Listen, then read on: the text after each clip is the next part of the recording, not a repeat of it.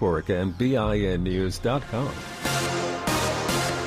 It's Mattress Firm's semi-annual sale and clearance. Save up to 60% on a wide selection of quality mattresses at every price. Plus, score a free adjustable base with a qualifying purchase. Hurry and stop by Mattress Firm today. Is this the title? This is the KBLA Sports Minute with Ray Richardson. I'm a bad man. Simone Biles continues to be one of the main attractions at the Summer Olympics. She won the gymnastics all-around title to claim another gold medal. She's won 2 gold medals in Paris and has 6 overall in her record-breaking career. Simone has a chance for 3 more gold medals in the finals of the vault, balance beam, and floor exercise. The U.S. Olympic women's basketball team overcame 16 turnovers to beat Belgium. They move into the quarterfinals. Next game is Sunday morning against Germany at 8 a.m. on the USA Network and Peacock Channel. The U.S. men's basketball team is a 33-point favorite in their quarterfinal game against Puerto Rico.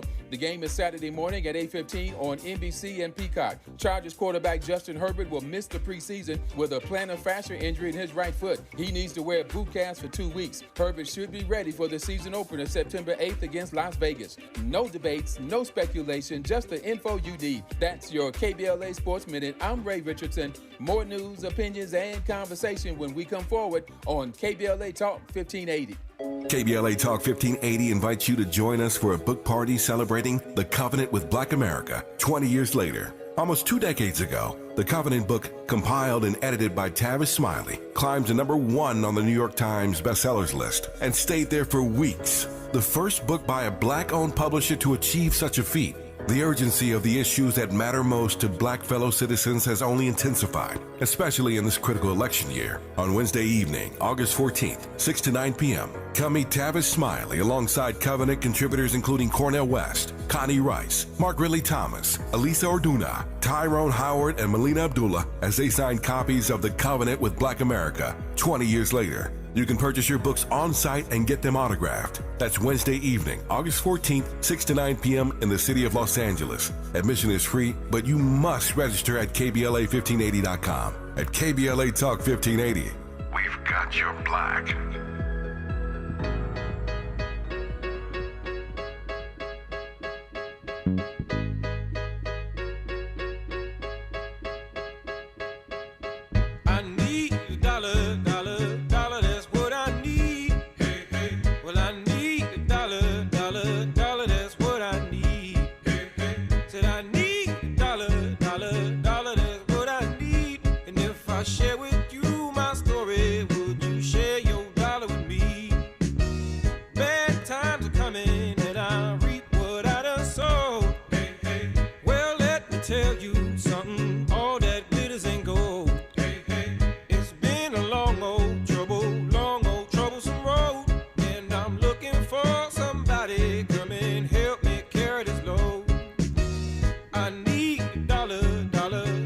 Thank you for coming forward with us on KBLA Talk 1580. This is the First Things First with Dominique DiPrima show.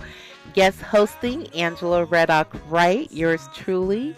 I am a member of the KBLA Talk 1580 family, and I host the Legal Lynn show on Saturdays at 11 a.m., a replay on Sundays at 1 p.m., and I am so grateful to my dear friend, Dominique DiPrima, for the opportunity to engage with her audience. She has an amazing listening audience, and so to have the opportunity to help you get your Friday going, I am honored. And I know you all like to call in during the Dominique show, so definitely feel free to call in. Although she's not here today, we would love to hear your voice, love to hear what's on your mind.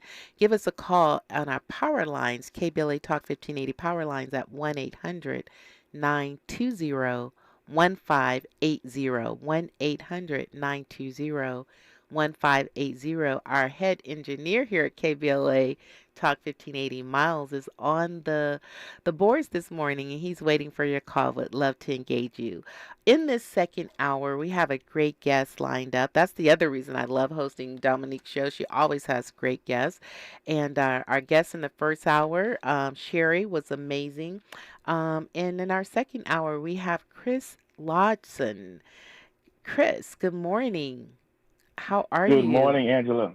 Good morning. Good morning. Good, good. We call this time Yes. on Friday mornings the Freedman Friday Hour, where we talk Yes. about reparations and all Oh, things yes. about being free in the African American community. So, Chris, thank you for helping us with this conversation. How are you on this Friday Yes. morning? Oh, I am doing so great. I am blessed. It is a blessing, honor, and a privilege to be speaking to you. And big shout out to obviously Dominique. Always want to show Dominique a love. And thank you for having me. I am doing so great this Friday morning. Well, you sound amazing. Sound like you've been up for a few hours. You've had your coffee, uh, your Wheaties. You've gargled, got your voice all strong. So, yes, yes. so I did thank all you. the things. Yes. Good. Thank you for the energy you're bringing. Well, let me tell. This is my first time having a chance to have a conversation with you. You've been on Right. Dominique's show before? Oh, yes, yes. Oh, Several good. times. Yes. You're regular. Okay. Well, let me just, for my own sake, tell our listeners a little bit about you, although many of them probably know you. And, I've asked my followers to join us this morning as well. So let Sure. me introduce you to them. So, Chris Lodgson, he's a lead organizer for the Coalition for a Just and Equitable California. And he's going to tell us all about, and they're short referred to as CJEC. He's going to tell us Yes. about CJEC and the work that they're doing around reparations and other work related to the freeing of African Americans and others in California and beyond. Now, Chris, you are originally from New York City, now living in Yes. California, and I believe you're based in Sacramento, if I'm Oh, yes. reading your bio right. Yes, I am. Shout out to Yes. Hot Sacramento. Sacramento. Hot. What's the weather like there today? What is it supposed to Oh be? my goodness, 100 and something, 100 and something. Wow, that's a cool day for y'all. My son in love, he and his family live in Sacramento. And in fact, let me give them a shout out. If you haven't been there, Chris, the best barbecue in Sacramento is called Our Family Barbecue in the Arden, Fairfield area of Sacramento. Have you been there yet? I am familiar with that. I am familiar with Our Family Barbecue. That is your family? Yes, that's my son-in-law owns Wow. that restaurant. He and his business partner. His dad's my husband, Stephen Wright, and he's Stephen Charles Wright. And so Wow. when you go by, definitely let them know we know each other. I definitely will. I definitely will. I also support a lot of the black-owned businesses here in Sacramento County. I actually run one of the largest databases of Sacramento black-owned businesses. So I am definitely going to go back to Our Family Barbecue and hopefully get some good barbecue. And include them in your directory. Yes, absolutely. Yes. Yes, yes. So, on that note, Chris, how did you come from? My show is called Legal Lens with Angela, and I always start. I say we go behind the lens with our guests to understand who they are, how they became who they are, what makes them who they are. Sure. So, I'm going to use this opportunity to go behind the lens with you. How did you get from New York to California? Yeah, great question, and thank you for the opportunity. Yeah, yeah. So originally, I started my journey to California actually in 2009 and 10. I've been living in California since 2015, but I started to visit California, in and around 2009 and 10 because I was doing organizing and advocacy for folks who were unhoused in New York City. I myself was also unhoused in New York City as well. I lived in several of the unhoused shelters inside of New York City and started my organizing work there inside of those shelters while I was also unhoused, working to correct and fix a lot of the problems that go on. And if anyone is listening who's had any connection or affiliation or any experience with any of the shelters and places where folks are asked to go, to get off the streets, there are a lot of things that need to be fixed inside of those facilities, a lot of things. And Mm-hmm. so I eventually started to, do work inside of the shelters in New York City, in and around, Midtown Manhattan, and then also, out in the East Harlem area. And then I eventually started to work for some of the nonprofits who were doing that kind of work, and they had programs that stretched as far as California. And so they would Mm-hmm. actually send me out to California to do those same kind of things. And then eventually I made my way and officially moved to California finally in 2015. And was that to Sacramento initially? It was, yes, right Okay. here to the city of Sacramento, and been here ever since. And besides it being hot, how do you like Sacramento compared to, I and really do love. California compared to New York? Oh, I love California. So let me just say that right now. I love California. I don't see myself leaving California. I'm a New Yorker for life. So you can't take that out of me. But I am in love with California, and I love Sacramento.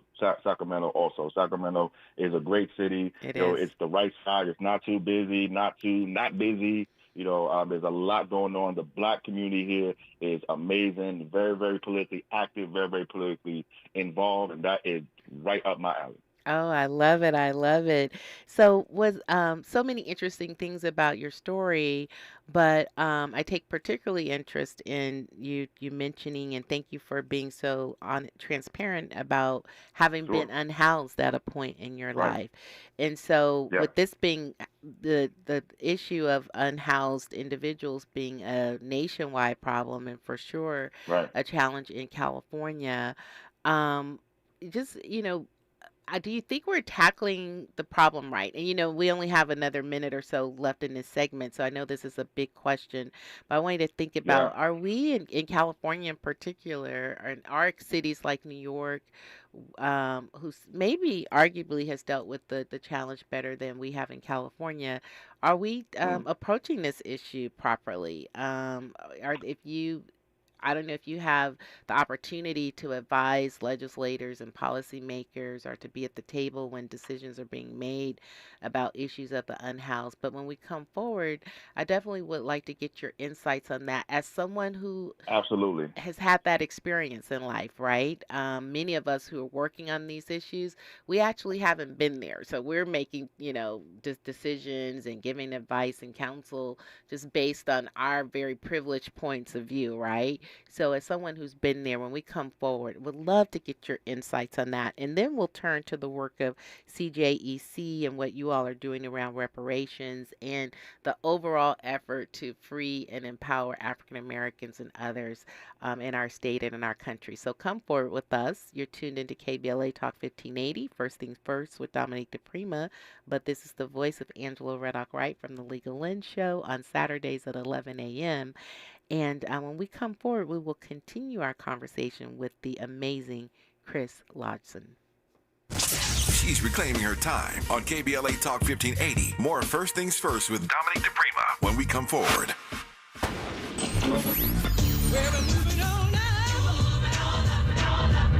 Tavis is like George and Wheezy. He's moving on up. Last year, Tavis was number 45 on the Talkers Magazine list of the 100 most important radio talk show hosts in America. Wait for it. Wait for it. The 2024 list was recently released, and Tavis has jumped to number 33 on the list of the nation's most important talkers, making him the highest-ranked African American on the coveted roster.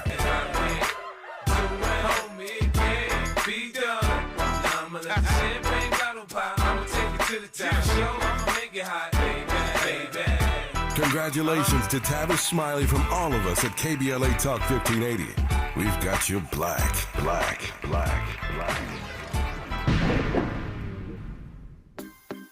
On your period, sudden gushes happen without warning. But now, you can say goodbye to stand-up gush fears, thanks to Always Ultra Thins with rapid dry technology. It absorbs gushes 2 times faster than the leading store brand and gives you up to 100% leak-free protection. Hello, clean and comfortable with Always Fear No Gush. Thanks for calling Discover. This is Diego. Hi, Diego. It's Jennifer Coolidge. I just want to say your cashback match makes me feel so special. It really inspired me. That's great. Doubling the cashback you've earned at the end of your first year is what we do. Well, I'm doubling everything now. Double dating, double dipping, double feature, double header, double whammy. Basically double or nothing. You earn, we match. Discover Cashback Match. See terms at discover.com/creditcard. Sometimes I struggle to get to sleep. My body stopped for the day, but my mind is still running. So I take ZQuil. ZQuil, the world's #1 sleep aid brand, has a range of non-habit-forming products to fit you and your family's needs. Invest in a great night's sleep for the best you tomorrow. I'm awake and ready to take on anything. Better days start with ZQuil Nights. Explore our products at ZQuil.com. Use as directed. Keep out of reach of children. Our daughter Jessie loves playing detective. But since we discovered she has sensitive skin, we've been playing detective too. We thought the problem was our puppy. But it was actually our old detergent. So we switched to Tide Free and Gentle. Tide Free and Gentle has no dyes or perfumes, so it's gentle on her skin. If it's got to be clean, it's got to be Tide Free and Gentle. This back-to-school season, Tide and Downy are giving back with $1.5 million in scholarships. Enter to win. No purchase necessary. US/DC 17+. End September 30th. Rules. Tide.com/scholarship/official rules. The conversation continues right now with Dominique DiPrima on First Things First.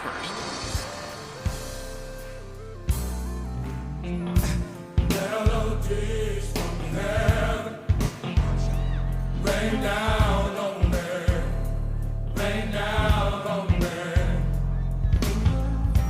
Melodies from heaven rain down on me, rain down. Yes. Kirk Franklin, Melodies from Heaven on this Friday morning.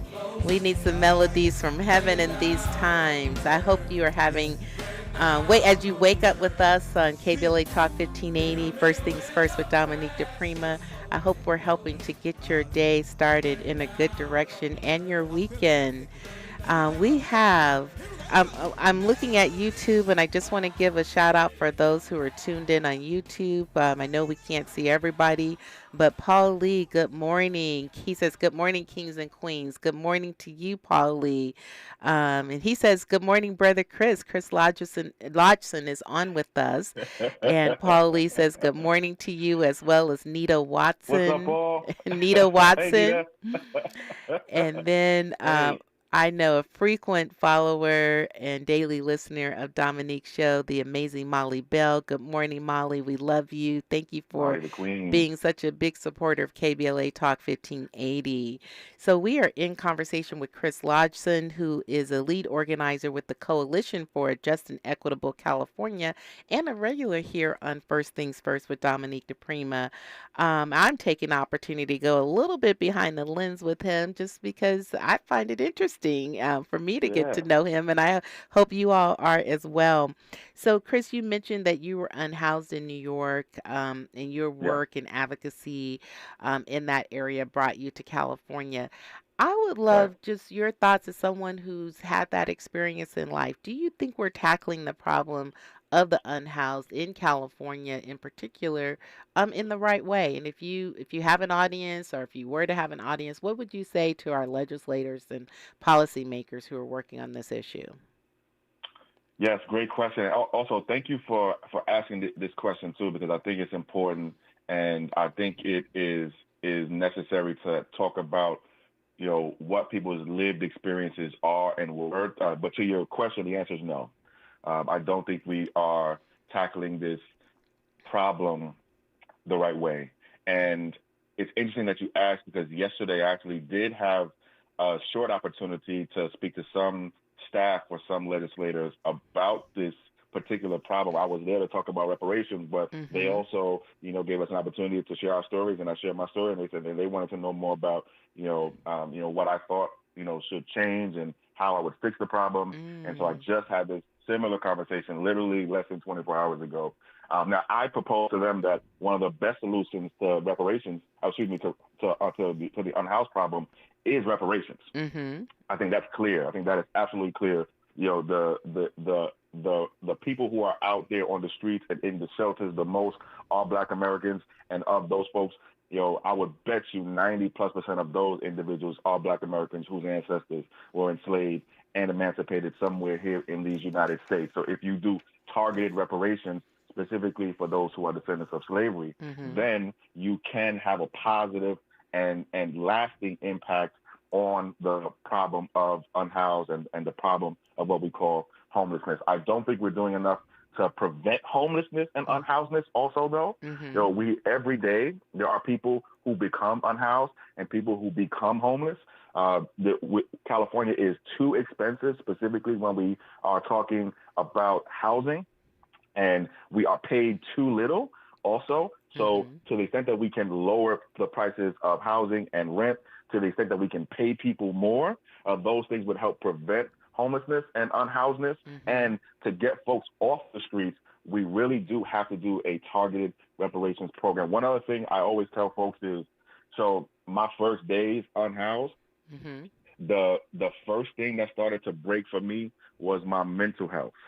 Literally, in the first hours, I started to question my own ability as a man. And I was raised in a household where I was told, as a man, my job is to protect, my job is to provide, and my job is to be able to take care of myself and others. Right. And so immediately, the first thing that I started to think about was, damn, I can't even put a roof over my head. I can't even put food in my mouth. Do I even deserve to be alive as a man? That was literally the first thing. And so I always tell policymakers that you have to connect the experience of unhousedness to the experience of your mental health, and being unhoused actually creates mental illness.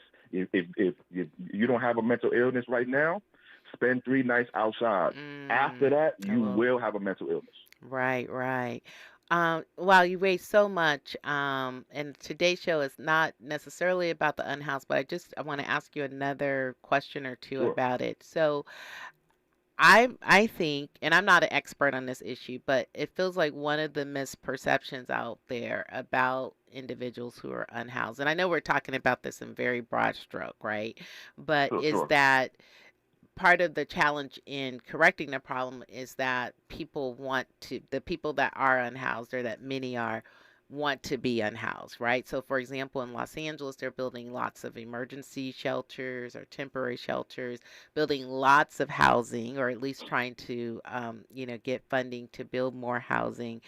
But the mayor's program here called Stay Housed LA is received some critique, in this last year and a half or so that she's been in office, because they're saying that people they're there for, a few nights, but then they leave, or when they leave, they kind of go back to the same circumstances.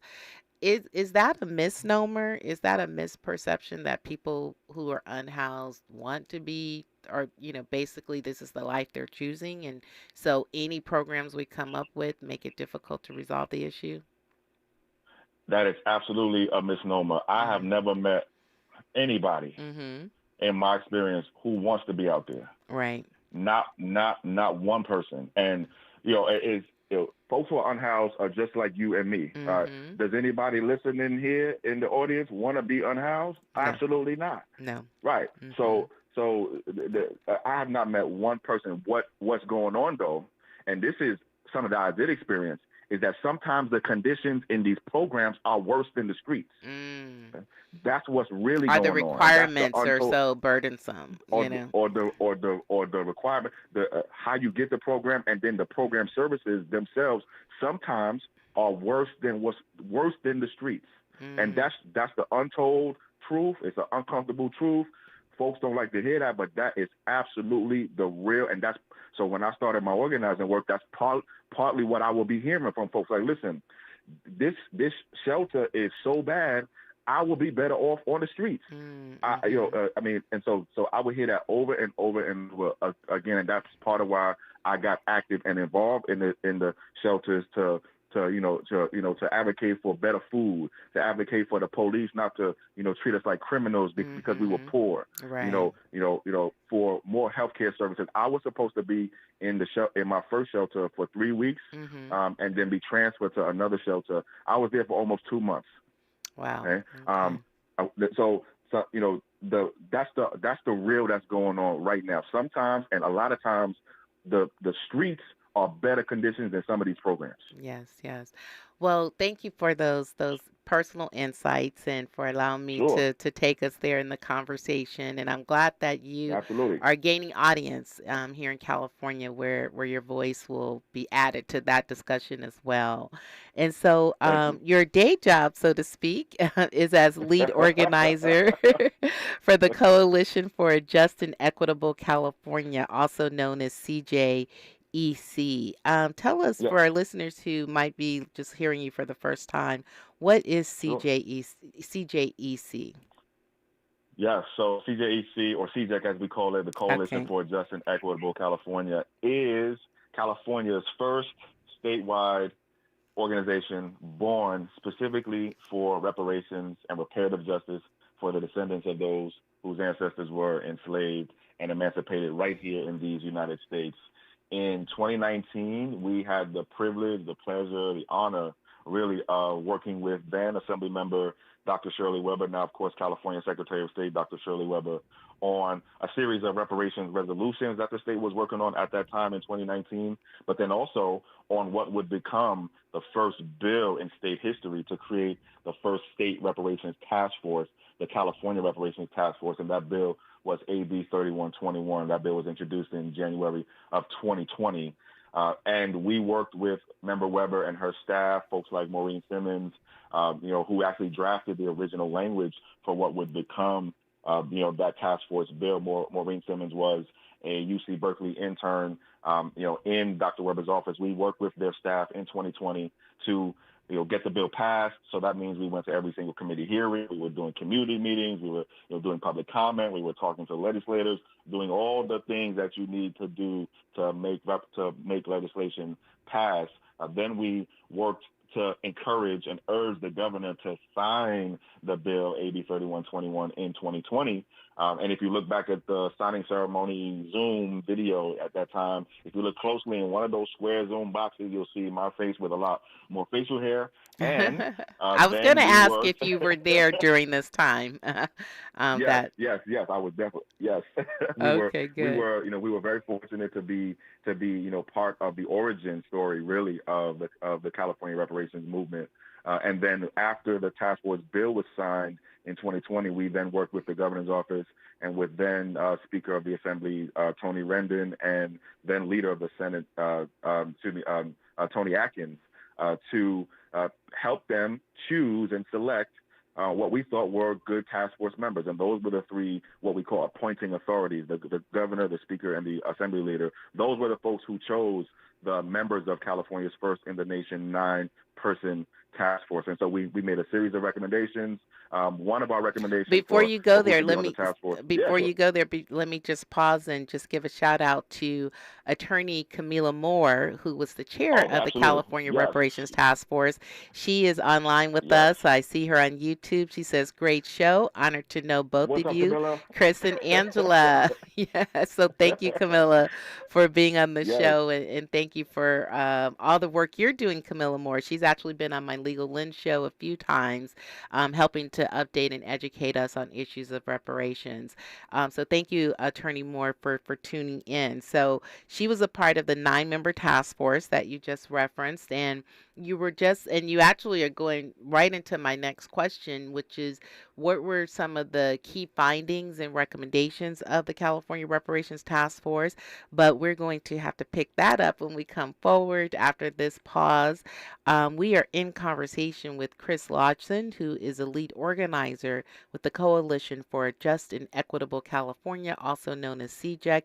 We're talking all things reparations, all things, as Molly Bell would say, freed men, freed persons, here on this Friday. Hoping you're feeling free and hoping you're part of the movement to help keep making us free here in these United States of America. You're tuned into KBLA Talk 1580, First Things First, with Dominique DiPrima. Yours truly, Angela Reddock-Wright, guest hosting. The station you turn to when you've had it up to here with cultural incompetence. KBLA Talk 1580. Thank you for joining us, everyone. I'm Mike Moore. Now here's the latest from the Black Information Network. President Biden says the killing of a Hamas leader isn't helpful to the Israeli ceasefire talks. The head of the Islamist group was killed in Tehran on Wednesday, fueling concern that the war in Gaza could turn into a wider conflict. Donald Trump's running mate, J.D. Vance, is touring the U.S.-Mexico border. Vance met with law enforcement officials in Cochise County, Arizona yesterday and slammed what he called the Harris administration's open border policies. Cardi B is filing for divorce from her husband, African-American rapper Offset. According to a report from Page 6, the couple's split was a long time in coming. Sources with knowledge of the situation told the outlet the breakup had nothing to do with cheating rumors. And that's the latest. I'm Mike Moore from your 24/7 news source, the Black Information Network, and BINnews.com. It's Mattress Firm's semi-annual sale and clearance. Save up to 60% on a wide selection of quality mattresses at every price. Plus, score a free adjustable base with a qualifying purchase. Hurry and stop by Mattress Firm today. This is the KBLA Sports Minute with Ray Richardson. Simone Biles continues to be one of the main attractions at the Summer Olympics. She won the gymnastics all-around title to claim another gold medal. She's won 2 gold medals in Paris and has 6 overall in her record-breaking career. Simone has a chance for 3 more gold medals in the finals of the vault, balance beam, and floor exercise. The U.S. Olympic women's basketball team overcame 16 turnovers to beat Belgium. They move into the quarterfinals. Next game is Sunday morning against Germany at 8 a.m. on the USA Network and Peacock Channel. The U.S. men's basketball team is a 33-point favorite in their quarterfinal game against Puerto Rico. The game is Saturday morning at 8:15 on NBC and Peacock. Chargers quarterback Justin Herbert will miss the preseason with a plantar fascia injury in his right foot. He needs to wear a boot cast for 2 weeks. Herbert should be ready for the season opener September 8th against Las Vegas. No debates, no speculation, just the info you need. That's your KBLA Sports Minute. I'm Ray Richardson. More news, opinions, and conversation when we come forward on KBLA Talk 1580.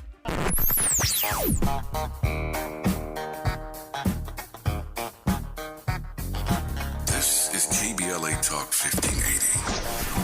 Talk radio. That's music to your ears. We're unapologetically progressive. KBLA Talk 1580. To help combat climate change, LADWP is helping neighborhoods have better access to electric vehicles by awarding nearly $130 million in EV rebates to customers just like you. From big savings on used EVs to building new charging plazas, LADWP is charging ahead to help all Angelinos experience the benefits of EVs. Get rebates of up to $4,000 for a used EV and $1,750 for a charger. Learn more at ladwp.com/EV. That's ladwp.com/EV. KBLA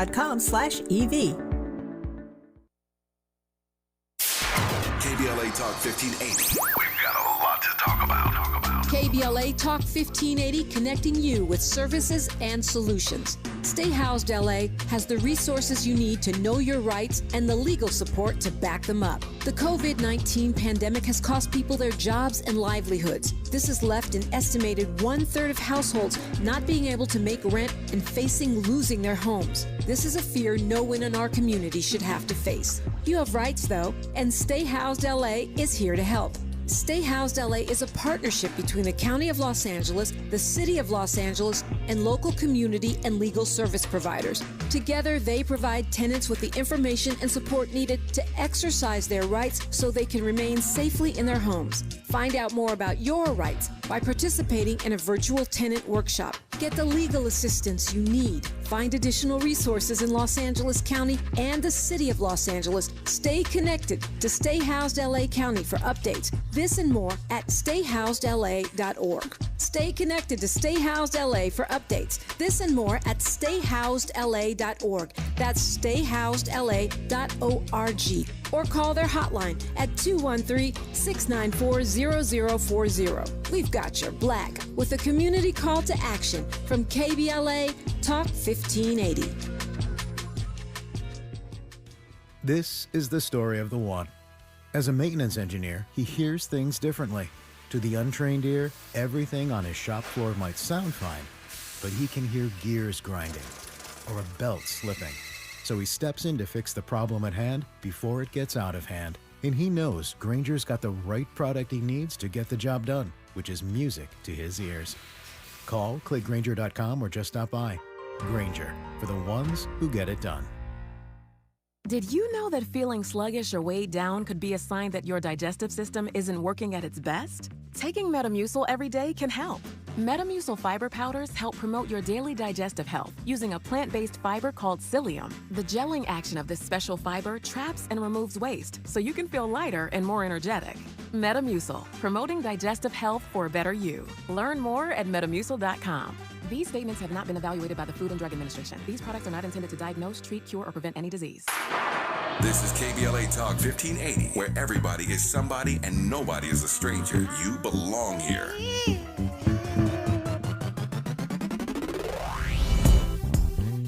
You know I love music. And every time I hear something hot, it makes me want to move. It makes me want to have fun. But it's something about this joint right here. This joint right here, it makes me want to...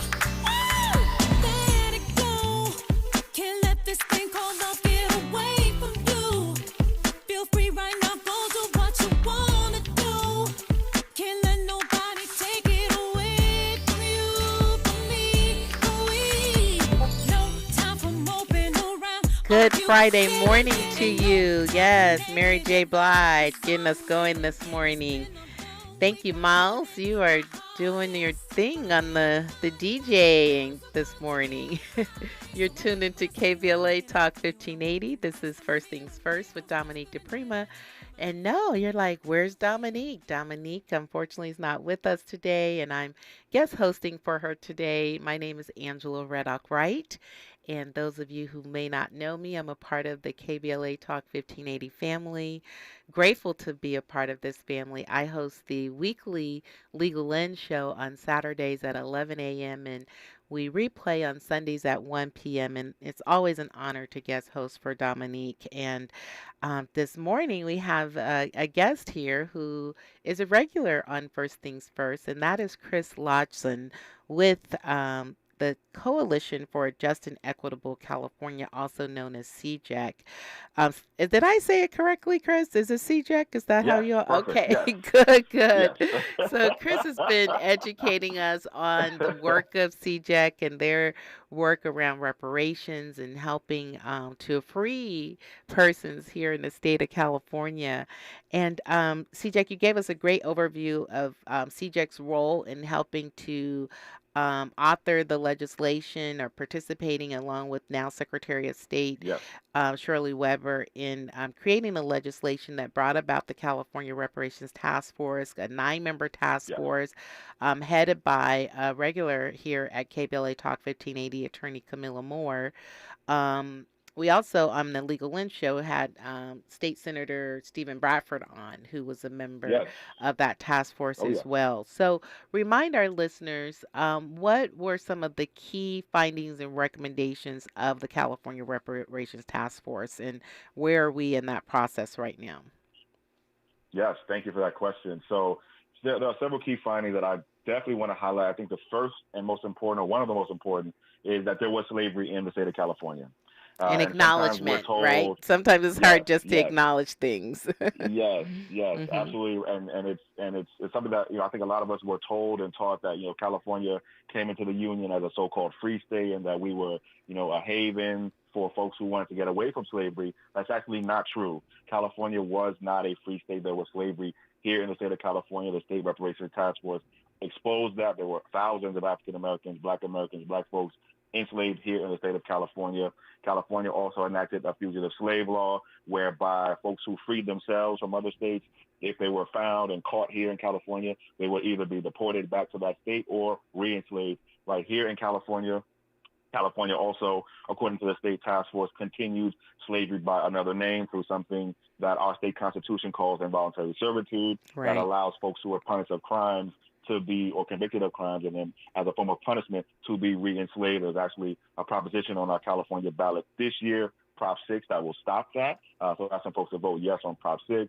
But California also, according to the state task force in its key findings, then worked to continue to oppress the descendants of those who were enslaved in California and across the United States after the end of the Civil War through the theft of our property, physical property, cultural property, intellectual property, political terrorism. There were more KKK meetings here in the state of California in 1920 and 1921 than in Mississippi, Louisiana, and Texas combined, through discrimination in housing and healthcare, education, labor, of course, over-policing and mass incarceration, and through the patholorization of our Black family, right? The attack on our black family. So those are some of the key findings. And before we go to the recommendations, let's just pause there for a second. So, one, I appreciate you for sharing those key findings, and part of the findings being that slavery did exist in the state of California and then evolved into something that's not any better, involuntary servitude. And so what's interesting about that is that when California brought forth this reparations task force, many were surprised. They're like, California, the land of the free, the land of the brave, sunny palm trees, etc. Right? So I appreciate, as someone who didn't necessarily, I mean, we all, kind of have to know that there's, some form of slavery, throughout every state in the United States, right? But I didn't know it at that level in the state of California. So I personally appreciate understanding that now, right? Yeah. But has California apologized formally now that this information is public for sure? Has California, as a state, apologized for the existence of the enslavement of African Americans, of Black Americans in this state? Not yet, but that will happen probably in the next 30 or so days, because there is a bill actually in the state legislature right now. I believe it's AB 3089 by Member Joan Sawyer, that would officially make an apology and acknowledge California's role and history in slavery. So there was a bill to do that. That was actually one of the recommendations of the task force, that there be an apology, and then that apology be followed by action. I'm somebody who believes that you apologize with your actions. And so, the apology and the acknowledgement is one step, but we have to take that other step too. That's one of the recommendations of the task force. There are several others as well. The task force also recommended that those who would be eligible for reparations be those who are descendants of either free or enslaved Black Americans who were in the United States before the year 1900. The task force also recommended that these individuals be directly compensated, so direct monetary, financial compensation to these individuals. The task force also recommended that a new state agency be stood up to help implement and monitor all of these policies and new things that we're going to do for this particular group. The task force also recommended that folks have property returned to them if property was taken unjustly. And I'm glad you mentioned Senator Stephen Bradford, because the legislation to create the new agency to implement and monitor reparations, that's SB 1403. That's a bill by Senator Bradford. That bill right now is very close to the governor's desk. We're asking for folks in the state assembly to support that bill when they have the opportunity to over the next 30 days. And the bill to return property to individuals, which is SB 1050, that bill is also a bill by State Senator Stephen Bradford. That bill also is on its way to the governor's desk, and we're asking folks in the state assembly to support that bill over the next 30 days as well. Right. And those two bills, we actually had them on the Legal In show on KBLA, my show on KBLA Talk 1580, about 2 or 3 weeks ago, talking about those bills. So if you want to learn more about those and hear about them from State Senator Stephen Bradford, definitely go to the Legal In Spotify or podcast page to hear from him directly on that. You spoke about eligibility. The Reparations Task Force, noted that individuals who are eligible should be eligible for the various reparations. How is eligibility determined, or how will it be determined? Yes. So great question. So in one of the bills that especially, we were let me say, 1403, especially in light of the conversation in the national news this week with our former president saying our vice presidential candidate only just turned Black, right? So with this now, this theory out there being, that just the color of your skin or even your parentage doesn't necessarily make you Black. How will eligibility be determined for purposes of reparations in California? You are really good at your job, because that was a great connection. So, just saying you're Black will not make you eligible for reparations in California. Oh man! Just walking into a building and saying I'm Black, that's not going to do it. So you do need to have. You do need to be able to verify and document that you are someone whose ancestors were enslaved and emancipated in this country. But how do you do that, right? How are you going to do that for California reparations? But they don't have to. Your ancestors. You don't have to prove that your ancestors were enslaved in California. Just the U.S.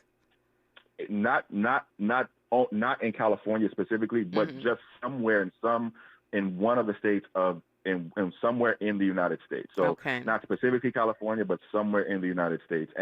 But how do you do that, right? So of course there are people who do this every day for a living, right? We call them genealogists, right? So there are people whose job it is just to do this, and it is, you know, another misnomer that it's hard to show that you are someone whose ancestors were enslaved in this country. It's not hard at all. People do it every single day. But how are you going to do it to qualify for California reparations? So in one of the bills that we were just talking about, Senate Bill SB 1403, in this new agency that would be stood up, one of the offices in this agency would be called the Office of Genealogy. And this office would be specifically responsible for helping me and helping you and helping other residents show that we're eligible for reparations in California, show that we are descendants. So helping us find our ancestors, helping us, you know, do the research, all that stuff. So there will be a specific state office specifically set up to help us do this. Okay. But that could take forever, right? Like tracing your family tree. Is this something we need to start on now? Well, if you're not someone who's already done that. So it definitely won't take forever. Okay. You know, I mean, I'll just give you my own experience. Wait, Chris, pause there. I could give you. Chris, pause there. We're going to come forward and pick up on this question of eligibility and what it's going to take. Because basically, I'm like, will we see reparations in our lifetime? I mean, it seems like a timeline that, you know, besides getting everything passed, but, you know, going through the process of proving feels like that's an awfully long time. So I look forward to your comments on that. Come forward with us in KBLA Talk 1580. This is First Things First. Dominique DiPrima, Angela Reddock-Wright, guest hosting today. Thank you for coming forward. More of First Things First with Dominique DiPrima when we come forward. You know where you want to go in life, and City National Bank can help. City National knows the dedication it takes to build your vision for the future into a reality, and our team is here for you. We have a wide range of options to help, from personal savings accounts to interest-bearing money market savings accounts and more, all designed to help you get where you want to go. City National, here for every stage of the journey. Learn more at cnb.com. City National Bank is a subsidiary of Royal Bank of Canada, member FDIC. Hey, LA residents, it's planting season and the perfect time to get shade trees growing around your home. LADWP and City Plants are giving every resident up to 7 free trees. That's right, 7 free trees delivered right to your door. Trees are great for the environment, help improve air quality, and can help you save on your bill when you use less air conditioning to stay cool indoors. Learn more at ladwp.com/free trees. That's ladwp.com/free trees. Finding a path to a meaningful career, one where you're making an impact and making enough money, it can be tough. There's one path, though, that many young adults are landing on that leads them to careers where they can work outdoors, protect our environment, take on climate change, and get paid while they train. It's the California Conservation Corps. You just have to be 18 through 25 years old to enroll, or a U.S. military veteran through age 29, and you have to be a California resident. That's it. There's no education requirement, no employment history needed. Some Corps members need to finish up high school. Others are college grads. But during their 1 year of service, all CCC Corps members can earn the work experience and certifications needed to become a wildland firefighter, forestry technician, install solar, or build trails in our state parks. Learn how you can enroll at ccc.ca.gov. Do this for you. Become the person you want to be through the California Conservation Corps. I occasionally have nerve discomfort in my hands, so the things I love to do... Let's play something, Grandma. ...became difficult as I got older. If you have occasional stabbing and burning in your hands and feet, try Nervive Nerve Relief. Nervive's clinically studied dose of alpha-lipoic acid reduces occasional nerve discomfort in as little as 7 days with continued daily use. Say yes to healthy nerves with Nervive Nerve Relief. These statements have not been evaluated by the Food and Drug Administration. This product is not intended to diagnose, treat, cure, or prevent any disease. Ooh, I'm so ready for this weekend away with my girls. Hey, hit the road? How about some free gas? Free gas? How? Try new Febreze car for some serious freshness, and you can win gas for a full year. Visit Febreze.com to learn more. Say less. You may not win, but you're gonna have a fresh smelling whip. Thanks, DJ Fresh. Now how about some music? Hey, yo, this next one goes out to new Febreze car for giving you a chance to win free gas. La la la la la. No purchase necessary. Must be 18 to enter N73124 for rules and how to enter. Visit Febreze.com. Tips to help improve your credit score in 2024. Establishing credit is an important key to achieving financial health, but building a credit history from scratch can feel challenging since you need credit to build credit. First, what does it mean to build credit? All consumers have a score between 300 and 850. You want your score to be as high as possible as lenders look at your credit score to make loan and credit decisions. A good credit score shows you have a track record of borrowing money responsibly. Remember, it's never too late to build or rebuild your credit. This segment is sponsored by J.P. Morgan Chase & Company.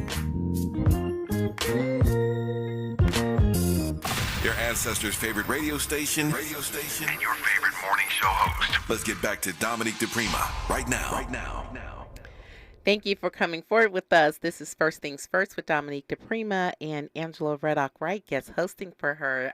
Those of you who are just meeting me, I'm the host of KBLA Talk 1580's Legal Lens on Saturdays at 11 a.m., replay at 1 p.m. I hope you'll join us there, and I'm really privileged to host for Dominique this morning. She has amazing guests, regular guests that come on, one of which is our guest this morning, Chris Lodgson. Chris, are you enjoying our conversation this morning? You're certainly bringing great insights. Okay, good. I am loving it. Oh, my goodness, yes. So we're in radio, and so we do have to pause for our commercials and to transition to our next segment. So we have about 8 minutes, a little less than 8 minutes. We're going to go straight through, and I want to try to cover a bit more ground with you, but we will have a pause at 8 a.m. So eligibility, is it going to, great, we're going to have this Office of Genealogy in California. You think that's obviously a plus, but it won't delay the process of being considered for reparations. No, it won't. It's actually a necessary step to actually speed up the process, actually, because if we didn't have this kind of office or we didn't have this kind of system set up, we would have to wait way, way longer to actually figure out another way to help folks qualify and show that they're eligible. So this actually helps us speed up the process, and it's not difficult to trace your ancestry to enslavement. There are people who do it every single day. Personally, I did mine in like 10 minutes. There are going to be people, And, you use one of the sites like Ancestry.com or something like that? I used FamilySearch.org. So I started with the Census Bureau, and then they sent me right to FamilySearch.org, which is a free resource that folks can use right now. That's FamilySearch.org. But I do want to acknowledge there are going to be some of our people who need extra help. So we started this talk earlier today about our unhoused population and our unhoused family. Our unhoused family are going to need some extra help and some special attention. That's part of what this Office of Genealogy would be responsible for doing. Our folks and family who are currently incarcerated or formerly incarcerated. This week on Wednesday, I had the privilege and the honor to visit one of the state prisons in the Stockton area and spoke to hundreds of brothers in there about how they're coming home and what they're going to do when they come home. Those brothers and sisters will need some special help too. So there will be some folks who need special help, but this office will be there to help them. Right. And Chris, while we're in conversation, just want to give a shout out to those of us who are joining us on YouTube. Regular top Legal Lens listener, Nikki from Atlanta. Thank you so much for tuning in and for your great comments on YouTube. Adam Millen, giving acknowledgement to Miles for the great tunes this morning. Thank you, Adam, for tuning in. Morris Phillips, thank you for your comments about reparations and helping to educate us and remind us of some things related to reparations.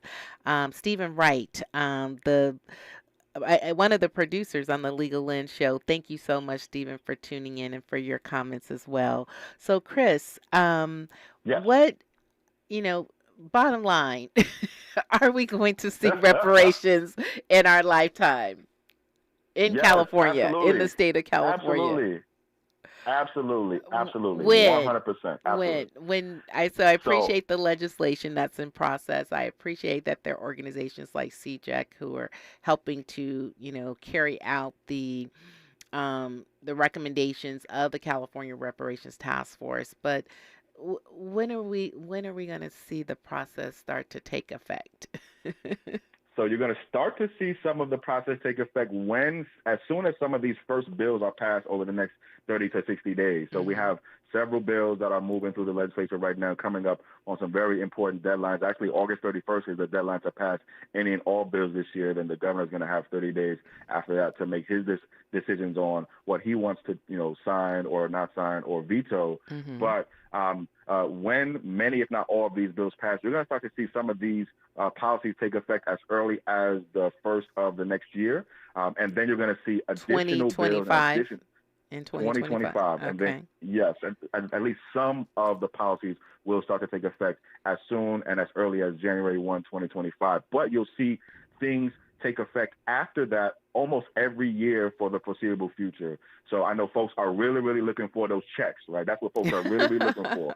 And trust me, that's what we're working very, very hard on. We center the financial and the economic compensation because we believe that is the key to unlocking the success of all the other things. To us, nothing is going to work if we don't directly, materially, substantively, positively impact the wealth position and return the stolen wealth to the people whose ancestors built this country. We have to do that directly, and we have to put money in people's pockets and people's hands and give them the freedom to do what they want to do with it and make the best decisions with it. And that's going to happen. We're working on that right now. I expect to see legislation from that, and I hope some legislators are listening right now because we expect to see legislation for checks as early as January 1, 2025. We want to see the bills for the checks in January, not That's my first time hearing that. Now. Okay. So let me ask you then, and you said it earlier, an apology is one thing, but apology without action is a whole nother thing. Stephen Wright has a question for you. So when those checks start to come in other forms of reparations, his question is,